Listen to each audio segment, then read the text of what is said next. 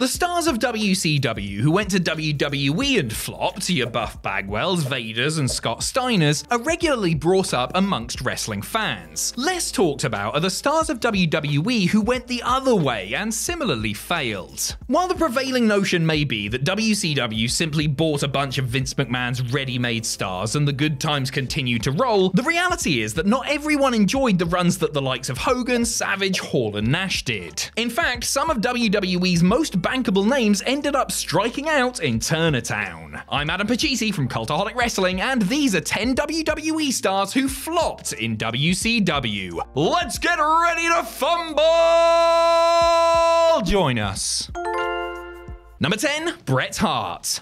A WWE icon, Hart left the company in the most controversial way possible and was coming into Eric Bischoff's organization with incredible buzz, as tales of him punching out Vince McMahon following the Montreal Screwjob made the rounds. The Hitman, who always said he was worried that WCW wouldn't know what to do with him, debuted at Starrcade 97. Not in a title match or as a surprise, mind you, but as the special guest referee for Bischoff's match with Larry Zbyszko. Seriously. It didn't get too much better from there. Bret won some titles and had a share of decent matches and rivalries, yes, but it was staggering to see just how quickly he became just another well-paid face in the crowd. There was an accusation towards Bret that he had turned up as damaged goods emotionally following the Survivor Series fallout, and that he wasn't the same dynamic performer that he had been in his prime. But the pink and black attack showed that he was still game when he was given something good to do. Sadly, his career came to an end due to repeated concussion issues following a match with Goldberg at Starrcade 99, capping off 2 years of disappointment.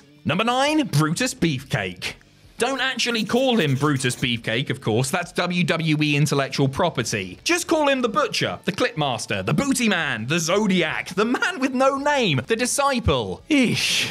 Brother Bruti, there's another one, went through names and gimmicks like most folk go through hot dinners. None of them were very good, and none of them came close to matching the success that he had had in WWE. As one of the best friends of Hulk Hogan, Beefcake was kept on the payroll as long as the Hulkster was around and was given chance after chance after chance to get over. The two even worked a program together, culminating in their WCW title match in the main event of Starrcade 1994. It was rubbish, and the Beefster never got near the title scene again, though he was always around doing something. Clearly there is a favour to the Golden Goose. Ed Leslie really didn't add much to the product. With his campy shtick and behind-the-times style, he looked like an oiled-up dinosaur out there.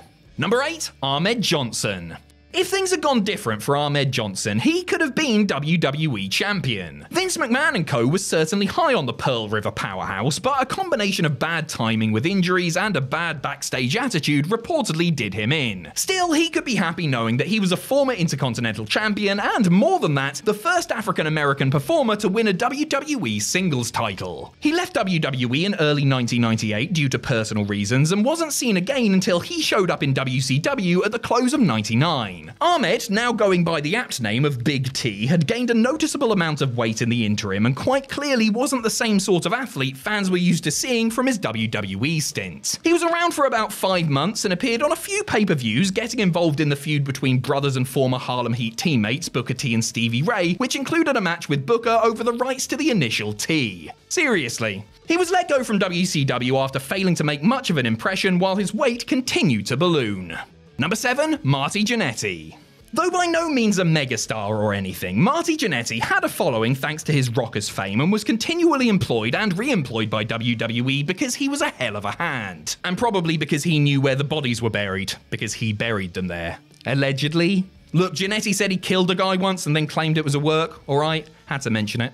After leaving WWE in 1997 and a period doing the indie thing, Party Marty was hired by WCW to help beef up the roster ahead of the added workload caused by new show Thunder. He proceeded to do much of nothing as WCW utilised him as a glorified enhancement talent, booking him to put over other bigger stars like Chris Benoit, Raven and Chris Jericho. All told, Marty only wrestled 28 matches, 8 of which were at house shows for the group. He could have been a solid addition to the cruiserweight division as he could still go when called upon, but it was not to be. WCW eventually released him while he was recovering from shoulder surgery, something they were prone to doing. Number 6, Jake Roberts. If Jake Roberts didn't have bad luck, he would probably have no luck at all. The Snake was signed by WCW president Kip Fry after he had left WWE following WrestleMania 8. The contract was a lucrative one for Roberts, who was waiting for his 90-day no-compete to expire before he officially signed it. On day 87, Fry was replaced by Bill Watt, someone Jake had heat with dating back many years, and his salary was slashed by the Cowboy, who intended on cutting many more costs while in charge. First order of business for Roberts was a feud with top babyface Sting. That ended at Halloween Havoc, where they had to spin the wheel and make a deal. The wheel, which wasn't gimmicked, landed on a coal miner's glove match, an antiquated stipulation where the object was to climb a pole and retrieve the dreaded coal miner's glove to use on your opponent. Outside of a decent match with Dustin Rhodes, that was about as good as it got during Jake's brief stay. He left WCW after repeatedly butting heads with Watts, though his own spiraling substance abuse issues certainly didn't help matters. Number 5, Tammy SYTCH.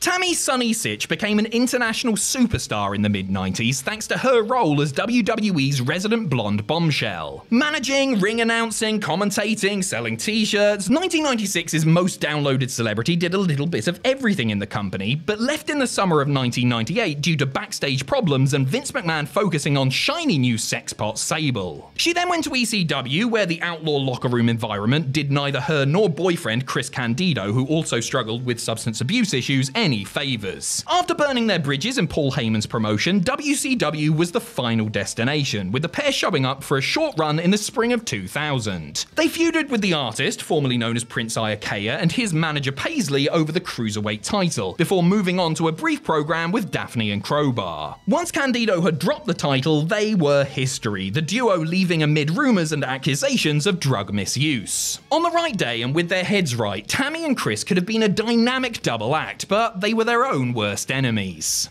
Number 4, Jim Neidhart. Like the previously discussed Marty Jannetty, Jim Neidhart was constantly coming in and out of WWE during the 90s. When the anvil wasn't there, he tended to bounce around from place to place and ended up having a couple of forgettable stints in WCW. The first came in 1993, his tremendous Hart Foundation team with Bret now split up and something of a distant memory as the Hitman singles career went from strength to strength. Big Jim only worked 13 matches for Turner that year between late April and early October. A few of those were short televised bouts on shows like Worldwide and Saturday Night, and he also worked the dark match at a Clash of Champions special. When Neidhart returned in 1998, following Bret out the WWE door after the Montreal Screwjob, WCW was a very different beast indeed. He worked a lot more matches, 48 for them that time around, but was never seriously pushed or anything. It was a big money deal for Jim, but in the eyes of executives, he didn't do enough to justify the cost of it and was released in October. Number 3, British Bulldog.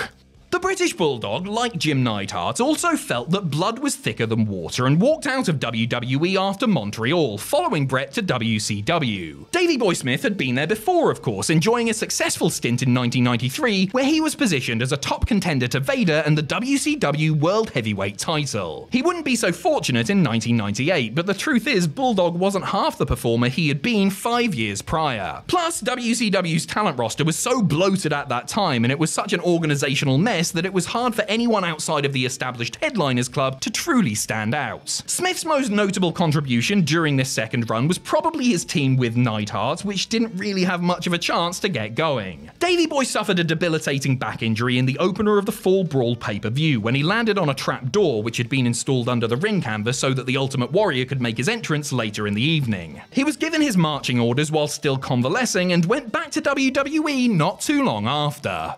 Number 2, Barry Darsow.